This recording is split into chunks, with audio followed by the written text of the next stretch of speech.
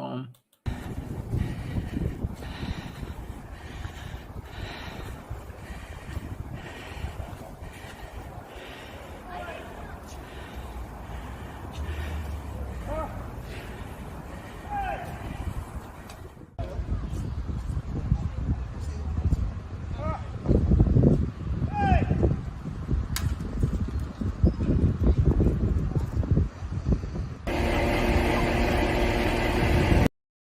Okay, so what we've just seen is hello. Oh, sorry. Yeah, we're doing the hello bit first. The hello bit first, yeah. Okay, so as you can see, Joe and I are in the same room. Welcome to the James and Joe show. It's not called that. No, it's not called that. It's called under another name. So we've started off really well. Yeah. Okay, so what we thought we would do. Hang on, we're back. Yeah, we're back. Yeah. There were people saying seamlessly that people were saying that was it. The James and Joe show was done. Now with product placement, and we've got some sponsorship. Thank you to Coca-Cola. And we're back. We're back on your screens. And not only are we back, but we're together. We're not even not social distance. This is a big moment. I think it's a big moment for broadcasting. And I've actually got some anxiety about this. I was talking to you before the show started. My anxiety is when you're doing it and you're doing it sort of virtually, you can just switch your screen off, and I can just sort of tune Joe out for a bit. Whereas now I've got to look at him and pretend that I'm interested in what he's saying, even though I've heard it a million times before. Yeah. Anyway, we played that clip. The clip was of a man going up to. The statue had only been there for 2 hours. Yes. And this is of Margaret Thatcher in Grantham. Yeah. Where she was born. He was going to be outside Parliament, and then they decided to put in Grantham. Cost £300,000 of I don't want to call it taxpayers' money, of somebody's money. Some money. That's 300,000. Yeah. Well, I don't want to annoy the MMT people out there by calling it taxpayers' money. Anyway, somebody threw an egg at the statue. Yeah. So the question that we want to start with today, we got her there in the end, is why egg Thatcher? Do you want me to start on that then? Well, I was looking at you. Yeah. So, so first of all, what are my just immediate thoughts on that? So, I guess we were talking about this before, weren't we? We were talking about this whole there is an angle on this discussion, which is this whole culture around statues and memorializing things, which is kind of interesting, right? So, there is almost a sense where this statue has gone up. And I don't know, there is an element of just kind of provocation in a way. You've just had this, obviously the recent, really quite shocking legislation from the government on the right to protest, and specifically, criminalizing damage to statues. So I don't know. I do think there is something to be said for the idea that there's almost a kind of something deliberately provocative about then putting up a statue to a notoriously unpopular politician. And almost just I don't know, kind of daring a little bit of public action, because everyone knows this is going to get, there's going to be attacks on it. You can almost say, well, look, this is just a kind of futile act, isn't it?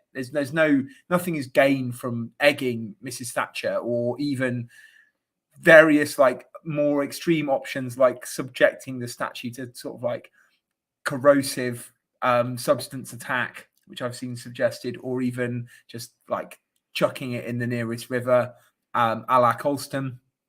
But at the same time, I think these kind of acts do kind of constitute a little. They are small acts of defiance, which are necessary to push back against the idea that Margaret Thatcher is just an uncontroversial politician in our political history. She's just, she's the first female prime minister. She served for 11 years. It's impressive longevity. She was a really kind of, I don't know, she had a particular appeal within the country or whatever.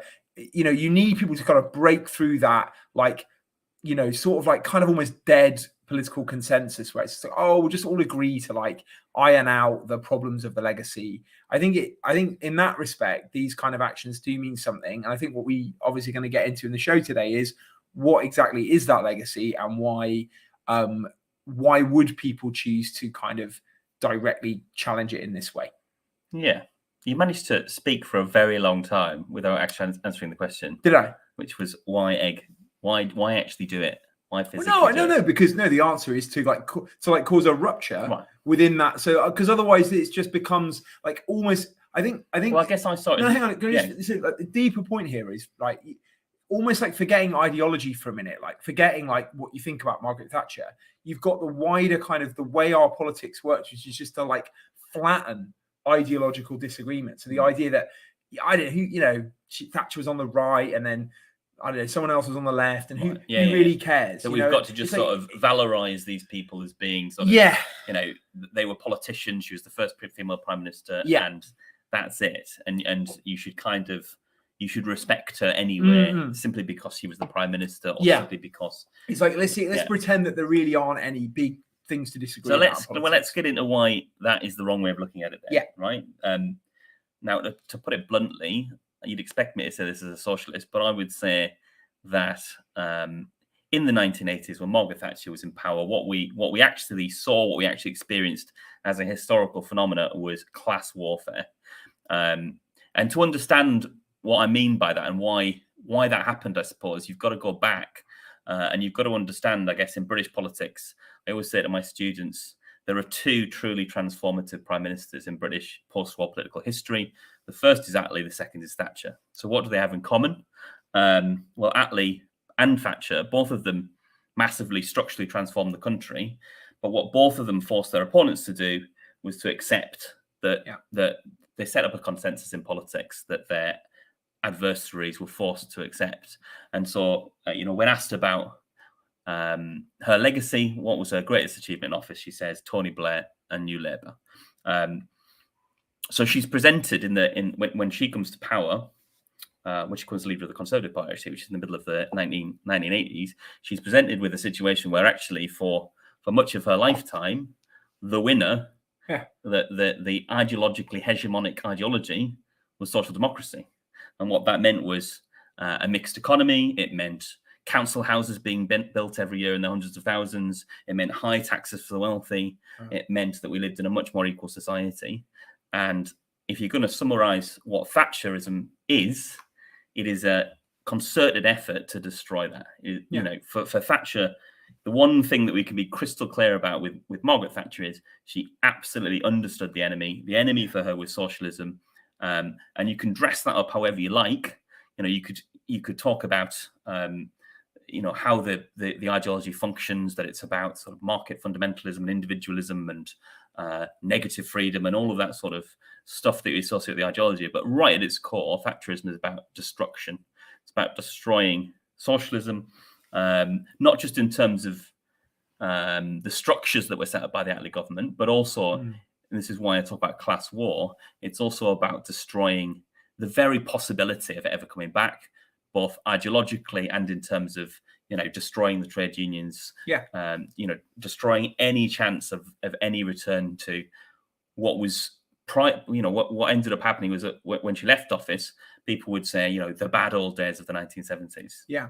I think so. Just to repeat what you've just said there, then James, that's sort of the first thing we should really recognise is that the reason people want to egg Margaret Thatcher is because she was phenomenally successful, right? And I'm not talking there. I'm not saying that means I think her project was politically justified, but I'm saying that in terms of the goals that she set herself that you've just described, she achieved those goals, and she did so extraordinarily effectively, given, as you say, that there was this prevailing social democratic consensus in the 1970s.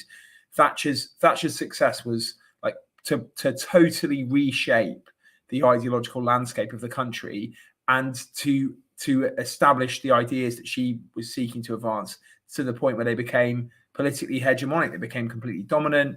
And the idea, her view of the 1970s as this sort of dark age, it has become just a widely accepted, well-established view of British political history and social history. And so the first thing that I think I would want to just stress about this is, it's sure we can talk about egging the statue, but it's probably more important to actually, if you're on the left, you should be looking seriously at that successful hegemonic project and working out how to emulate it, working out what the things that the left can do now that actually would emulate and then by doing so overturn the right, Thatcherite, because there are parallels, consensus. right? Yeah. Because partly the Thatcher project depended upon what historians would now call a crisis of social democracy in the 1970s. Yeah. Throughout the 70s, really, the governments that existed in that period were struggling to deal with inflation, rising unemployment, low growth, and strike action as a product of that getting out of control. Those were the prevailing conditions in the 1970s. High inflation. Yeah, it's very similar, but I think it goes back. I mean, the interesting thing about this period, actually, we do have a crisis of neoliberalism. Yeah, it actually has its genesis in the financial crisis. Yeah, and I think that the thing about the current crisis, the crisis of neoliberalism, is that it's becoming more and more obvious to those that are paying attention. Yeah. So I found during the COVID crisis, the big thing that it revealed to all of us that we now seem to have forgotten is that the state absolutely had to step in the way that it did. And the reason that it had to do that is because the welfare state was not fit for purpose, because it's been systematically dismantled since the post-war consensus years. But why don't we ordinarily do that? Well, we don't ordinarily do that because it doesn't affect the kinds of people that vote Conservative. Yeah. And so during the COVID crisis, suddenly you had a generalized crisis of capitalism caused by the pandemic. It starts to affect middle class people, and then all of a sudden, universal credit gets massively uplifted, and everybody's on furlough. Right? Yeah. So the very people that ideologically are committed to the idea that the state can't possibly get involved in helping ordinary people to have the essentials of life, all of a sudden are saying, oh, Christ, well, middle-class people are being affected now, so we better throw absolutely everything at it. Yeah. And are now back to saying, oh, gosh, there's no magic money tree, right? Yeah. So everybody can see that. And my view is it's, particularly for those in the younger generations who are more affected by the neoliberal consensus because, I don't know, they're unable to buy a home ever. Yeah. All of this is becoming evident. And so you've got this crisis of neoliberalism. And the interesting thing about it is, sorry, I'll stop in a second. The interesting thing about it is we haven't capitalized on it.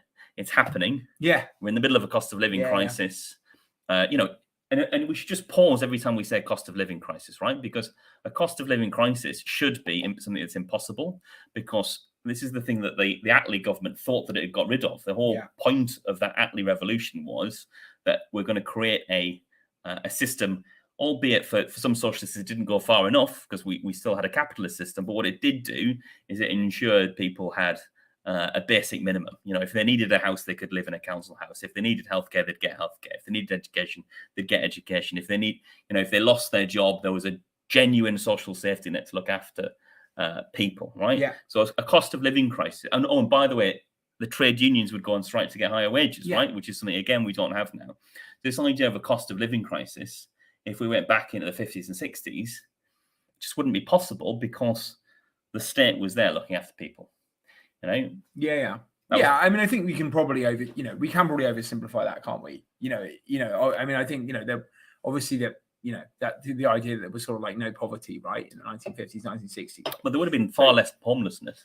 No, I agree. No, for sure. House, right? For sure. And I think your point is right about the kind of the overall state of our public services and so on. And I think so then there's this whole question about like who's the state for, and like whose interest does the state like operate in favor of, right? And I think the really, really successful effect of the Thatcher revolution was to change the answer to that question and to say that basically the state must operate in the interests of essentially what let's say what the Thatcherites termed the wealth creators, right? The people who were credited with generating wealth. Well, if you just kind of unlock things for them, then what you're going to do is you're going to kind of unleash this revolution of prosperity.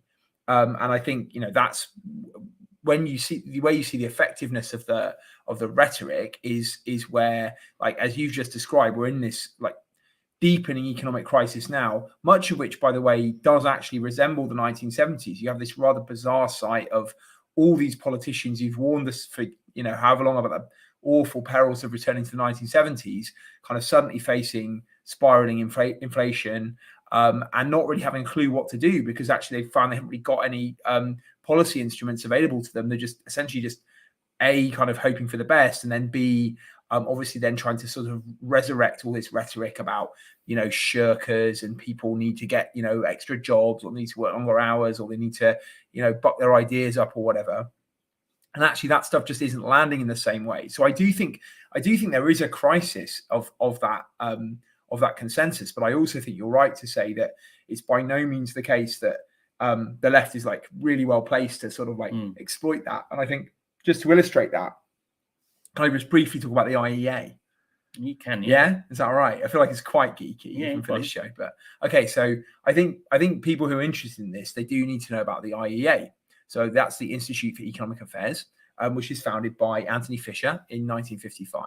And Anthony Fisher basically is inspired, as many right-wing intellectuals are in the late 20th century, by Hayek's Road to Serfdom. He reads this book and he's converted to free market political ideas. And initially he's thinking he's going to run for parliament. And interestingly, he goes and meets Hayek, and Hayek basically says, don't do that, right? Don't waste your time going and becoming an MP, because all you're going to do is get lost in the sort of like, brickbats of political debate. He says, step outside of that, set up a think tank, and like use that think tank, obviously get funding, use it to influence public debate.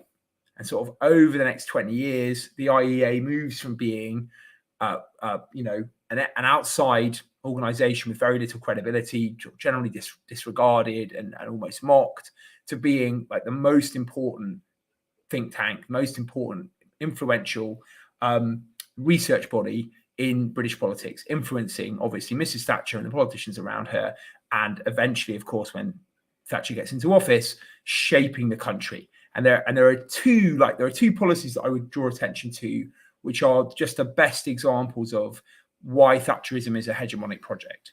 And they are the Tell Sid campaign and the selling off of council houses. Now, these are more than just kind of policies that work to sort of promote right-wing free market values or whatever.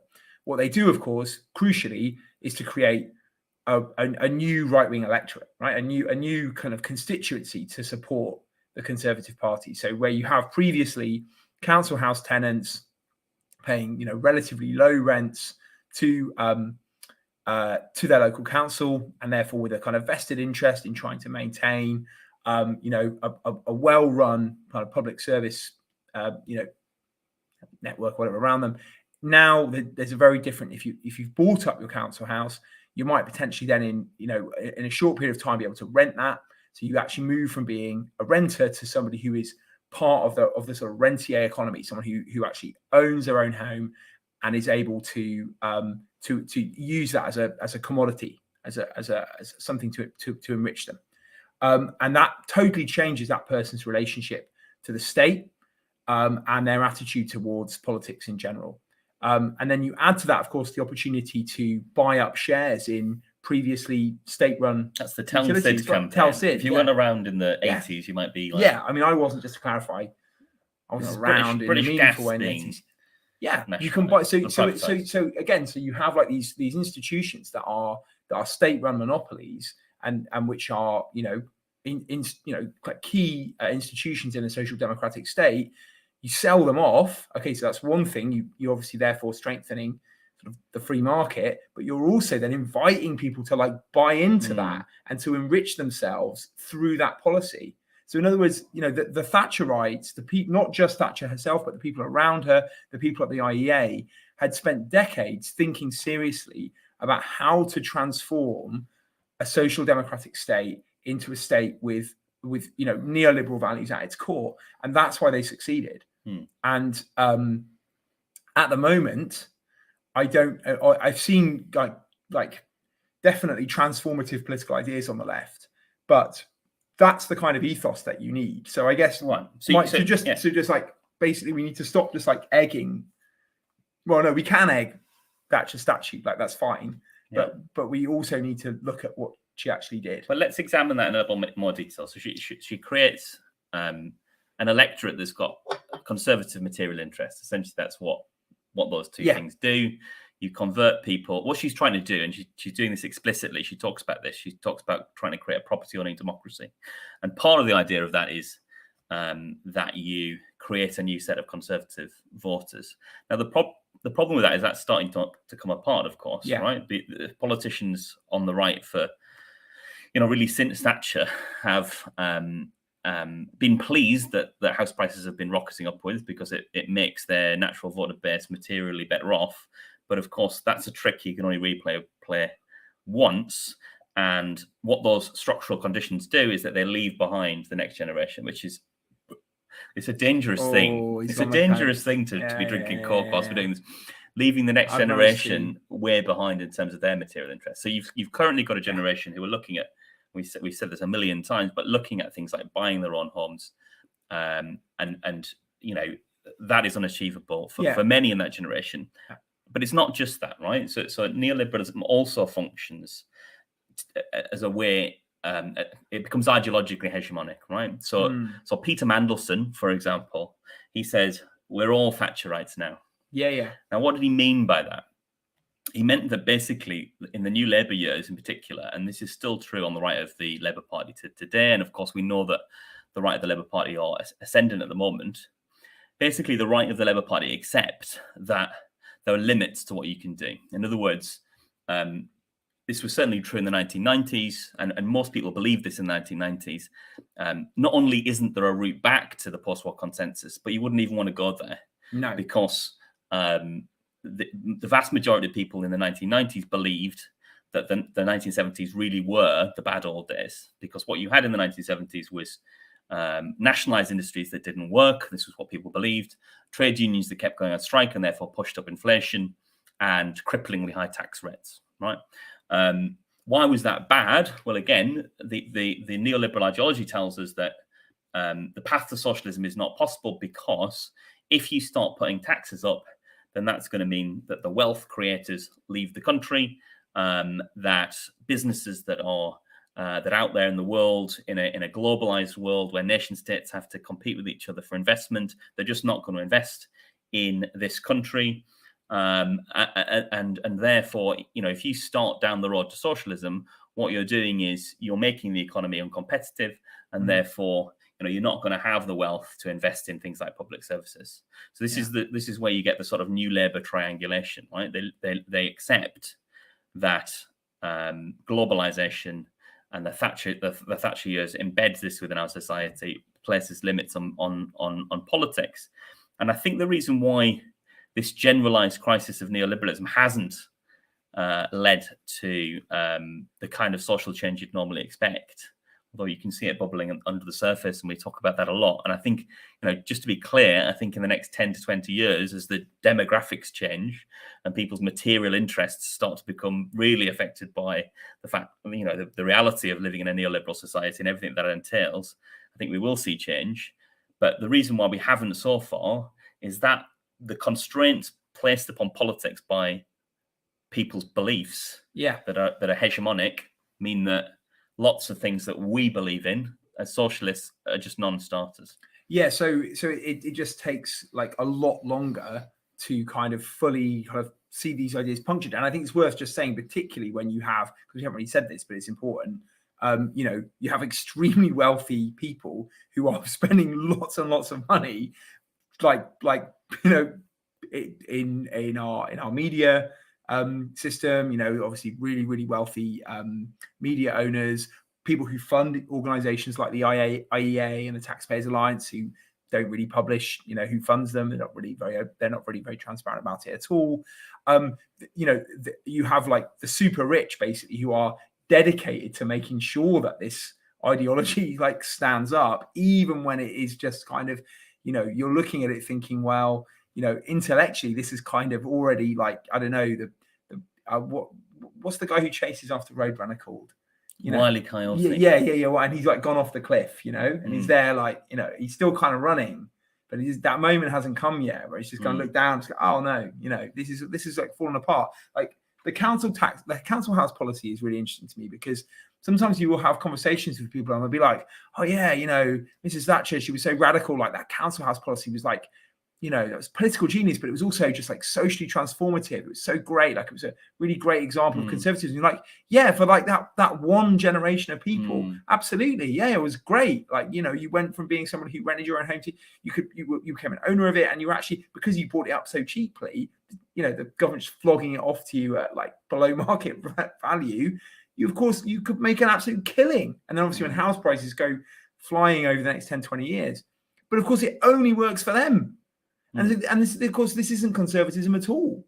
Well, it is in the sense that capitalism only ever works for a very small group of people. Yeah, but I suppose just thinking of it as conservatism, you're not conserving anything by doing this. Other than, I suppose, a sort of... What conservatism exists to do is to make a very small group very rich, but make a wider group, the petty bourgeoisie, the middle class, feel either that they too can get to that point, or to feel materially comfortable enough that that their living standards are going up.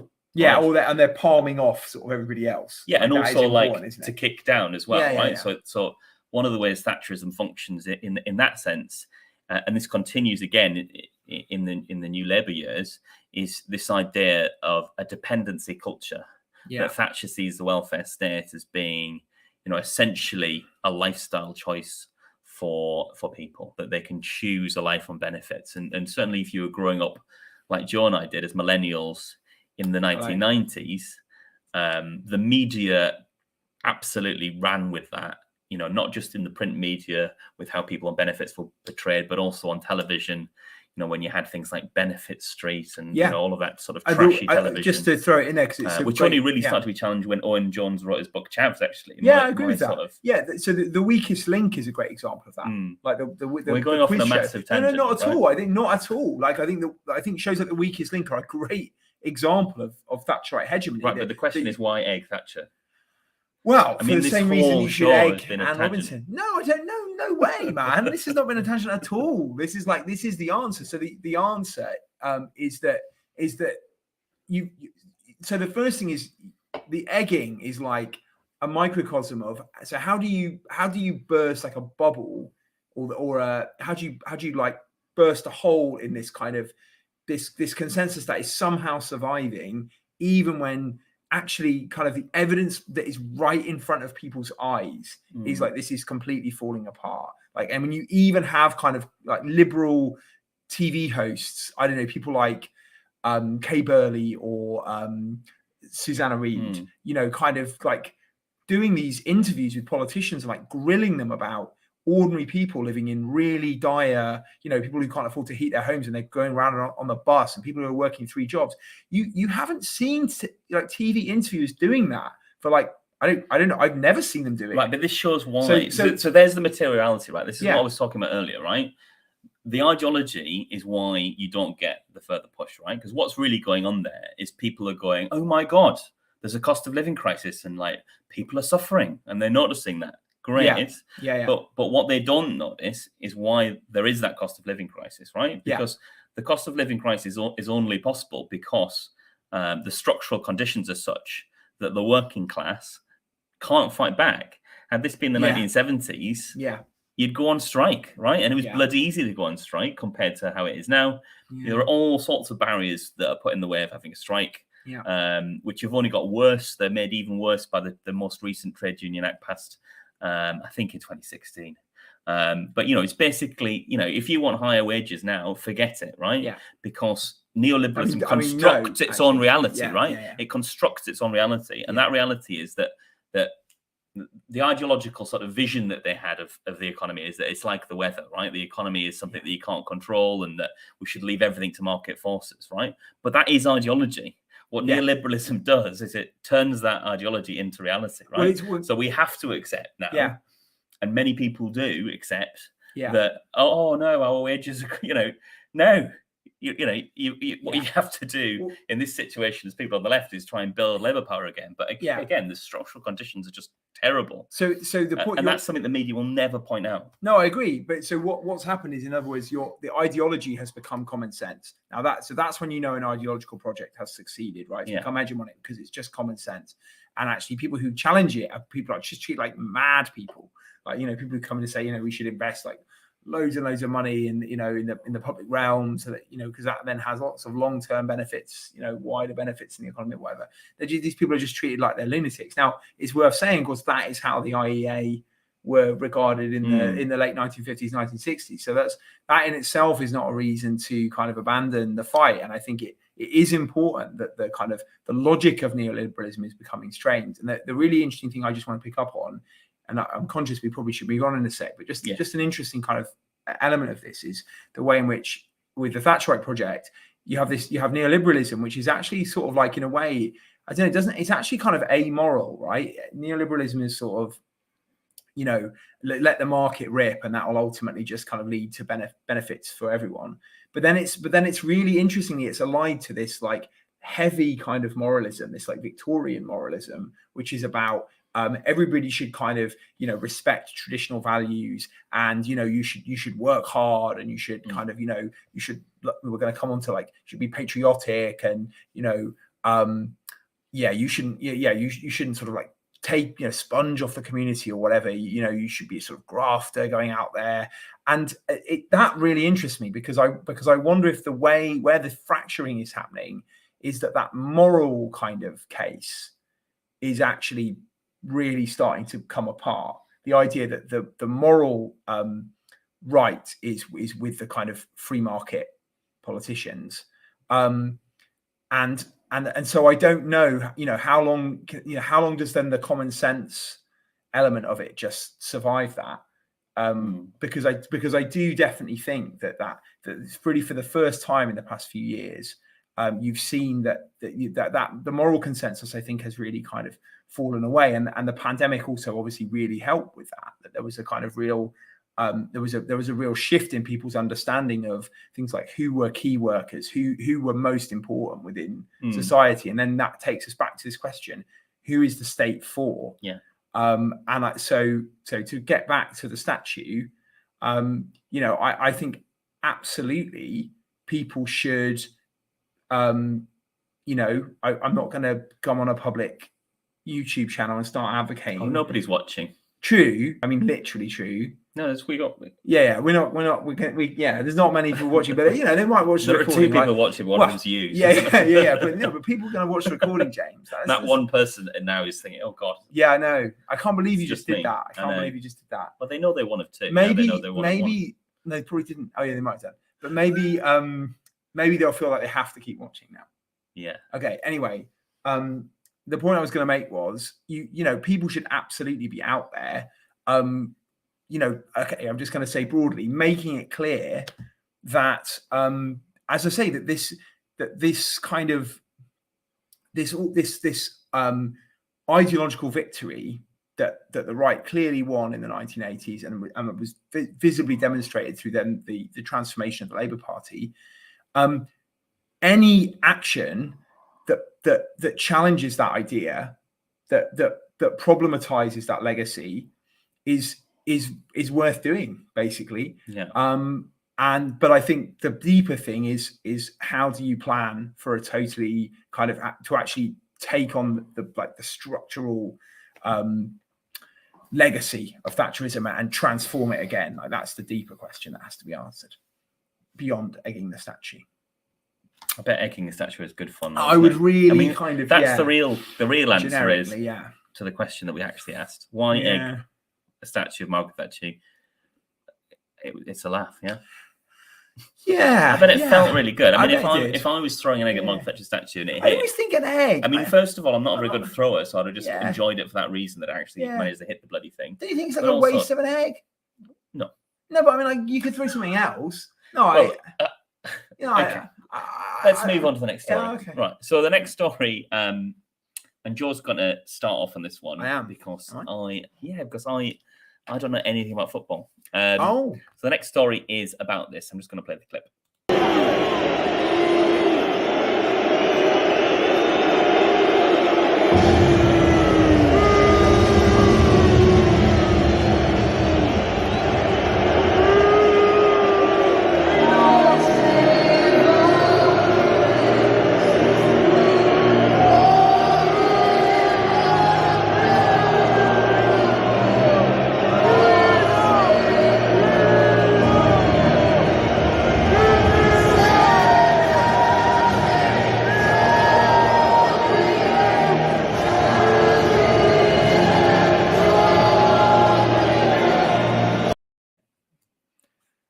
Right, so that was the FA Cup final from the weekend, Liverpool versus Chelsea, and that was Liverpool fans really loudly booing the national anthem. And it's also worth watching kind of later on when the Duke of Cambridge, Prince William, comes out to kind of shake hands with the players.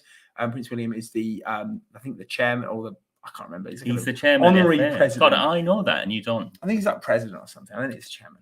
Anyway, I can't. He's not chairman. I think he's president. He's anyway, the head honcho. Well, he's not. He's the honorific head. Okay, and we're going to move on. We're going to hemorrhage viewers, right? This is terrible content. Right now. This is terrible content. Keep on. Okay, we'll cut this bit. So he's getting booed right now. This has caused real kind of like meltdown, right? You've had you had the Speaker of the House of Commons, a sort of former Labour MP, kind of expressing shock and horror at the thought of football fans booing the national anthem.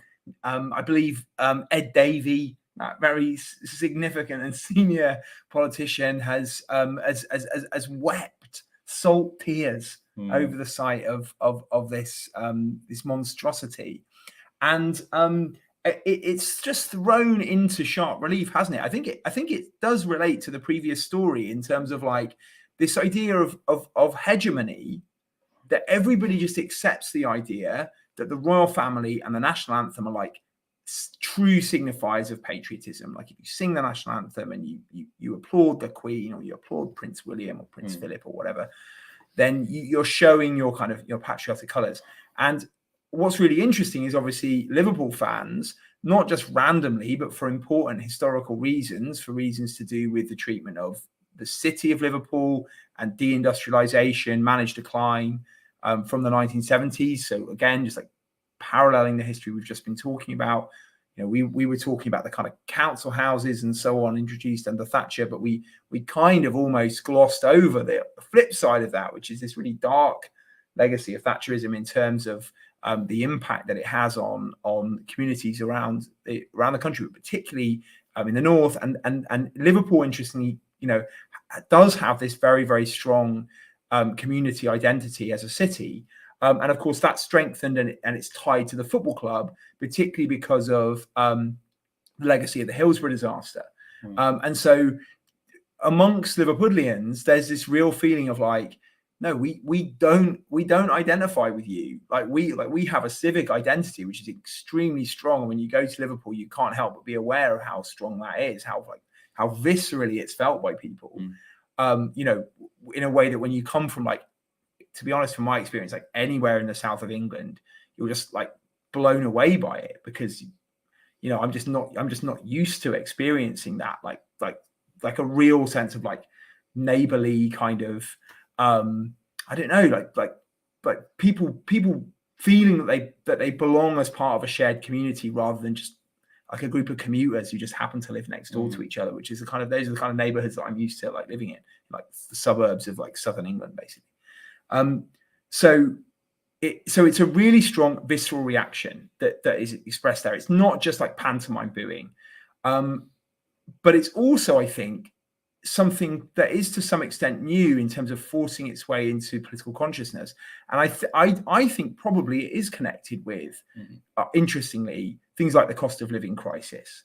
I think it is connected with it, with this renewed sense that the whole political system is just completely unable to address the material realities of people's lives, and that instead of doing anything, you're just offered like like singing and like the Duke of like whoever coming in, oh, how do you do, this kind of absolute rubbish. Right, and this is just like, again, this isn't new, right? I mean, so we've been talking a lot about conservatism, right? The way that conservatism functions is to hand down a little bit to the working classes to make their life bearable, and to sort of wrap all that up in nostalgic patriotism, nationalism, which is why many on the left are extremely suspicious of patriotism and nationalism, right?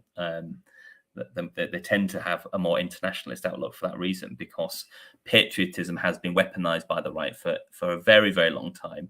by trying to create a sense of sort of jingoism and nostalgia over empire, for example, back in the day, in order for working class people to feel a sense of king and country, and you know, I know what I believe in. I believe in the church and traditional institutions and that sort of thing, to get the working class to vote against their class interests.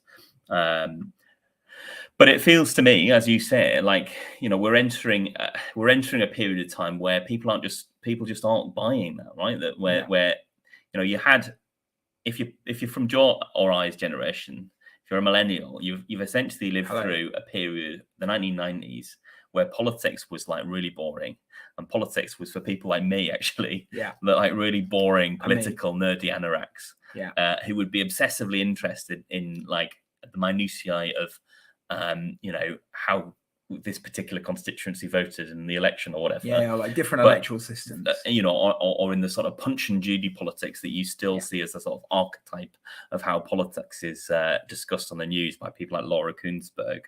But what's happened since the financial crisis, that would be the tipping point that I would choose, is that the realm of politics, the concept of politics even, has grown, right? So politics is now, in the minds of people, politics is not just about the stuff they're seeing on television.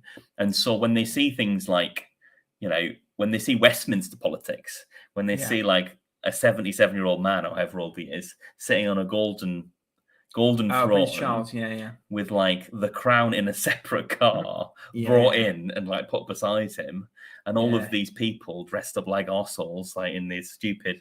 Sorry, I shouldn't swear in this show. I was appalled, but I wanted to say as well, and also, no, I mean the people, you know, the people dressed in their liveries. Oh, I know. It's you know, the pageantry, and that's supposed to make us feel like deferential and like, oh my, you know, I love this and shit. Whereas actually, I think a lot of people in younger generations are looking at that and going, "What the hell is that? What is going on?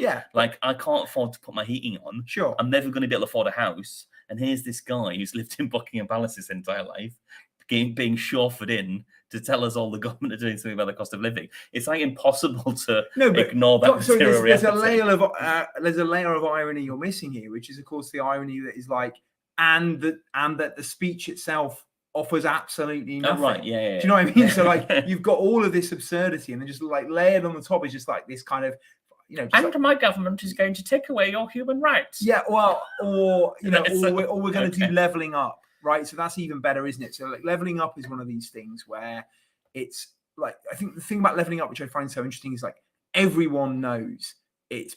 I'm trying not to swear, right? Everyone knows it's rubbish. The person, like the ministers who are in charge of it, know it's rubbish. The media know it's rubbish. You know, everyone, but people have to pretend it's not, and this is really important. The reason they have to pretend it's not is not necessarily because of, I don't know, like some political conspiracy or whatever. It's more because it's just too embarrassing for everyone if they just had to admit that it was possible to win an election by just talking absolute crap. You know, you could just imagine if you could just win an election by just saying like, oh yeah, we're going to get Brexit done. We're going to sort the whole Irish protocol out. Like, we're going to absolutely nail that. Then we're going to build all these hospitals and deal with social care. We're going to deal with social care. We've got this amazing plan to deal with social care, and we're also going. Yeah, we're also going to solve. We're going to redistribute wealth to North, and then you just completely don't even bother to even not only not do it, you don't even bother to propose anything that would actually you know, and that's not supposed to be possible. The frustrating thing about leveling up, just whilst we're on leveling up, and I'll bring us back to the monarchy. But there are two parts of the country, at least two. Maybe I should say three. Yeah, basically three parts of the country that have leveled up: Scotland, Wales, and Northern Ireland. Yeah, well, right? I mean, yeah, but it's true, right? So what have you got in Wales and Scotland, for example? Free prescriptions. You've got a social care system that works.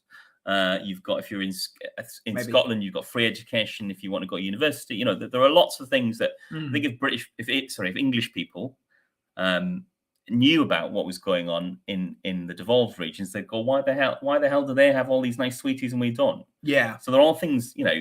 So my solution to leveling up would be democratize, really push power out to the region. It's the only solution. Obviously. Coming back to the monarchy, though. Oh, I thought that was going to be a slightly neater segue. We've got to drag ourselves back. Okay, carry on. So I think, you know, right. Why do people like the monarchy? That's a question that we need to answer, because I hate the monarchy. I'm going to be really blunt about it.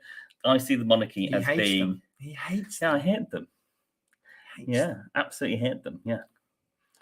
Is that all right? Can I say that? I don't know. We were worrying about this before, weren't we? We actually didn't do, when James and I were making shows last year, and thank you for those of you joining us, our first show for a year.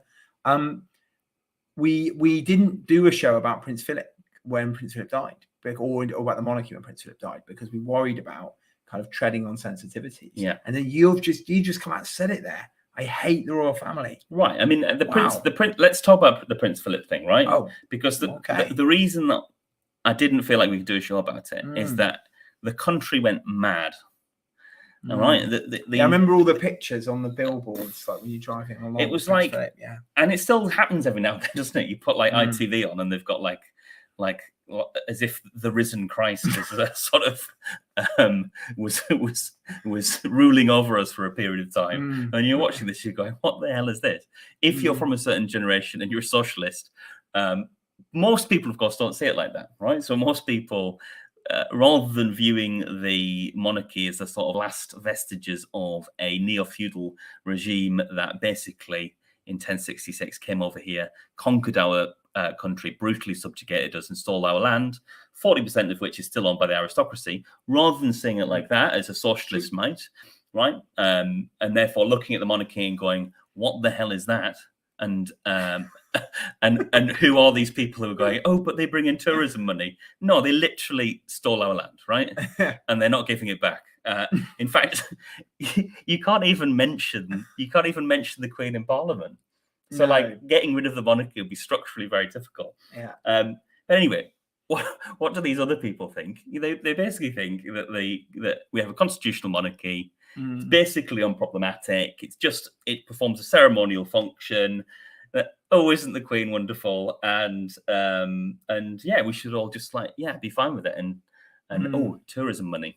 Yeah, so I mean, I can do the tourism money is quite an easy one, isn't it? So I was talking about this earlier today. You know, if you think you want to have tourism, then obviously the best thing to do is just like open up Buckingham Palace and all these places. Let people go in, and you get loads. That's really good for tourism money. So there we go. We don't have to worry about tourism money. So let's take the arguments for the monarchy kind of at a deeper level. And I think the strongest case really for the monarchy is that in the way that you've just described, monarchy can create, or it's argued that monarchy creates a sense of national cohesion, right? That there is a sense of like a shared history and a shared identity, through connection to this like group of like very rich part German aristocrats. All right, there's a reason why that existed in the past, isn't there? I mean, like think back to you think about politics generationally, right? The Queen stayed in London during the Blitz. She volunteered. No, she did. Didn't she? Yeah, she did. The Queen Mother did. I don't know if the Queen did. Oh, right. We'll check that. She didn't even do that. We'll check that. Christ alive. She was only she was younger. She might have done. I think you may be right. Anyway, Maybe she volunteered as a wren in the World War II. All of that sort of stuff.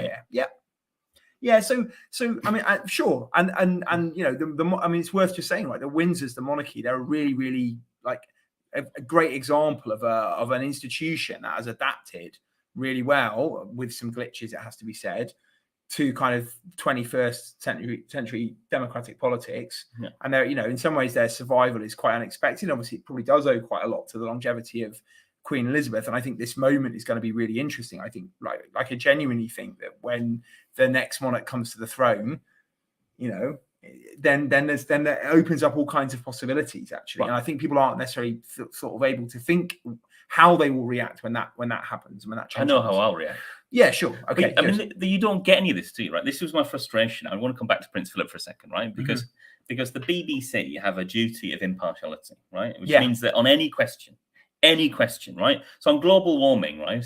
When back in the sort of 2000s, when we were having a debate over global warming, they'd wheel out Nigel Lawson and people like that to say, oh, well, actually, I think the global warming maybe isn't happening. Maybe it's caused by solar cycles or something, up against like David Attenborough was going, oh, actually, there's a scientific consensus, right? So you had that sort of bullshit going on in the mainstream media, right? Over the monarchy, I mean, I sent a letter of complaint, as you know, basically saying, look, it's like, how can you justify, as the BBC, a broadcaster that's supposed to show both sides of political debate, how can you justify having like blanket coverage for this old guy that died, who, by the way, was a bit of a racist. I'm allowed to say that. I just have it. Yeah. You know, and have nobody on the other side saying, well, actually, it's quite problematic that we have a monarchy, and there are plenty of countries of the world that don't. Well, I think you can see it now. I think you can see it in the reaction to this booing, where it's sort of like there's literally like nobody's wheeled out to say, yeah, like here's some reasons why people in Liverpool feel this kind of deep animosity to the British state. You know, like that. This isn't just some like idle kind of like trivial thing. Like there's really deep feelings around this, and you know what? You know, maybe it's understandable because maybe they do think that the ruling class are in some way like, antagonistic towards them and their interests as a community, and they've kind of trodden on them. You know, maybe they're right. You know, that kind of discussion is just like not possible. You know, instead you just have this kind of like really like sanctimonious kind of I don't know what the right word exactly is. This sort of treacly, sort of like obsequious. It's like to become a royal correspondent at the BBC, you've got to like basically have a lobotomy first. Yeah, no, sure, but not even those guys. I'm talking about like any journalist or any politician. Like I don't know, like I'm sort of to see where I want to go with this in a way. Like politicians are supposed to be sort of like tribunes of the people. Do you know what I mean? They're supposed to be people who are sort of, you know, have got some real commitment to like empowering people. You know, and they got the spectacle of like probably predominantly working class Liverpool fans expressing a kind of political reaction to one of the most privileged men in the world, and their reaction is to go into bat for that guy. Like, and that's like a really strong and instinctive political reaction. Like, that's my guy. Like, I'm on his side. You know, like wow, like that should just make people stop and think like, what the hell is going on there? Where that's, you know, and the only guy who is kind of willing to stand up and go, well, maybe, you know, maybe these fans have got a point. Maybe we should actually listen to what they're saying is Jurgen Klopp, German, you know, football manager of Liverpool Football Club, you know, because he at least has to sort of like, you know, and I think he's actually kind of comes across at least in the press as quite a genuine guy. But, you know, obviously he wants to like stand up for his fans a bit. Right. So I just think that's at the core of this. And it's sort of like, it's this whole idea of again, if we go back to the discussion we had in the first half of the show, who is politics for? Whose interests is it supposed to serve? And how have we kind of created a political discourse where we're kind of like we're more concerned about the feelings of this you know, privileged aristocratic family than we are about like social inequality and deprivation? Like, how has that happened? And how do we change notions of what it means to be patriotic, right? So, you know, why is booing the national anthem kind of seen as unpatriotic, but not taking away people's right to protest? How's that happened? That you know, that's where I would kind of start on this. And why do we have a media culture where not only is there a kind of skewed debate? That debate just doesn't even happen. That doesn't exist.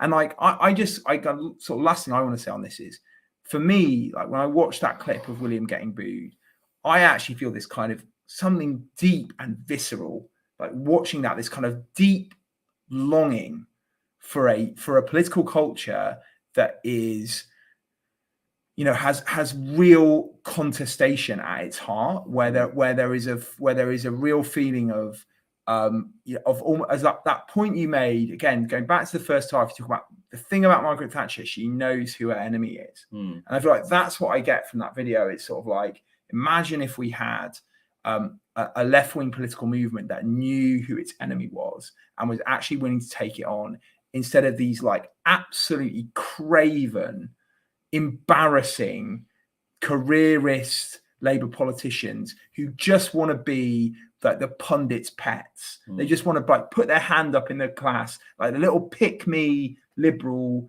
Labour politicians who want to get patted on the head by people who earn six-figure salaries and who haven't got a clue about the lives of the people who, you know, in theory they're supposed to be kind of like informing as journalists or whatever.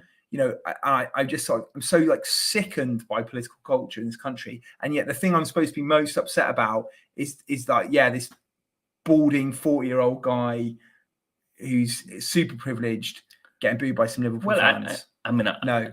I'm going to come back in here again, but just on the Queen's speech. You had the same thing, didn't you? You had, literally the government announcing they were going to abolish the Human Rights Act, and all the media coverage was, "Oh, the Queen, she wasn't there." Yeah. And then I, as a politics teacher, I have to go into my politics class and say, right, what was happening and then the news, and then they come back with that. I'm not criticizing my politics class, right? But the key bit of information we needed from the news coverage was what's in the Queen's speech. In other words, what is the government's legislative programme for the next year and what's not in it? Yeah. Like, for example, they had a commitment to workers' rights, which has been scrapped, right? Anyway, it's all very frustrating, but I do have hope, right? So I think we should commit, actually. It's a bit like Ed Miliband on his podcast. And where are we going with this? Commit what? Commit to ending with some positivity. Oh. I think we should. I thought it was going to be some kind of like you were going to make me to do no sacrifice or something. Like my positivity. Yeah. And you can think about what yours is. Oh. I'm think about something positive to say at the end, because it's been a bit grim, hasn't it? Yeah. Is that in the next generation, and that's an obvious thing to say, right? But if you think about it, it is a bit of it's true, right? So we've got I think it's something like the oldest millennial is something like 40, right? So anybody under 40 is either millennial, Gen Z, or Gen Alpha, right? So the sort of progressive generation left. In 10 years' time, that's going to move forward to 50, 60. In the next 20 years, I said I'm ending with something positive, basically willing the death of lots of people who are getting in the way of progressive politics. But essentially, there will be a generational shift, and that generational shift will benefit progressives. And if the forces in politics don't react to that, well, they're going to be in trouble. The only things that are sustaining the current political system are structural things: the ideological hegemony of neoliberal ideas, and a democratic system, including the electoral system, but also the media environment that structures mainstream politics, as well as the mainstream parties that exist, that absolutely constrain political debate and push everything into this incredibly narrow consensus that is never going to have the answers to an era where neoliberalism is falling apart. And so, the political system will just have to respond. And as I say, if it doesn't, generational shift is going to do it for us, I think. Yeah, so I think mine's probably similar in the sense that I think like that process is happening, and I guess you only have to look at the recent election results in France. Look at the support enjoyed by Mélenchon, and it going ahead now into the parliamentary elections. Possible that Mélenchon certainly you've got an electoral coalition now with the Socialist Party and other left parties, the Greens, I think as well. They're likely to be placed second overall. That's a profound shift. And I just think as much as people in England and Britain, probably England actually more specifically, keep trying to squash everything back into the box. And that's the main preoccupation. It's worth just saying that people like Andrew Marr, Andrew Neil, Laura Koonsberg, all these guys, James O'Brien, Peston, all these guys, and they don't even know they're doing it. I just genuinely believe that. I just don't even think they know that's what they're doing. They just do it really instinctively. It's like we just kind of squash everything back so it just looks like sort of something vaguely between 2005 and 2012. And so you have these ridiculous things. I don't know, like calling Wes Streeting a political heavyweight. Like what the hell is that? You're really scrabbling around at the bottom of the biscuit tin. If this is your best guy, right? So I just think that stuff is it's increasingly embarrassing, and there's just only so long it can run for. You can keep doing it, but at some point it's going to run out of road. Now it's worth saying, okay, I'm trying to end on an optimistic note, but it doesn't. I'm just thinking about the bottom of the biscuit tin. I quite like the bottom of the biscuit tin. Yeah, but it's all able to buy those broken biscuits. Did you ever do that? When I was a student, I used to be able to buy like a bag. A bag of I'm just ruining the okay. You used to be able to buy a bag of broken biscuits, right? Because you couldn't afford to buy nice biscuits. But I swear to God, the broken biscuits were the best biscuits. Well, maybe this is Wes Streeting's pitch to the Labour Party in 2022, and so Godspeed. I really let these right wingers. This is my bizarre optimism. Let these right wingers rip in the Labour Party. I'm all for it. Wes Streeting, Jess Phillips, Luke Ackhurst.